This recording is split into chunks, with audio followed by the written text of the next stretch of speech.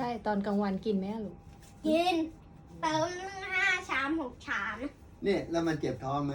ไม่ ฮะเจ็บท้องเปล่าลูก ไม่ค่อยเจ็บช่วงแรก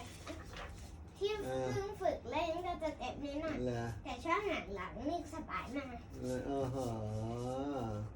มีท่าอะไรอีกโชว์ ย่า ปูหน่ เขา อย ชอบมากเลยย่าเขาชอบน้องมิวกระโด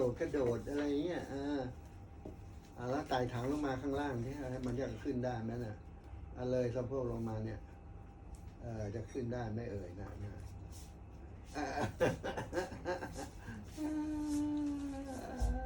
ฝึกกระโดดอยู่แค่แป๊บหนึ่งจะทำได้ เก่งนะน้องมิวนี่เก่งทุกอย่างเลย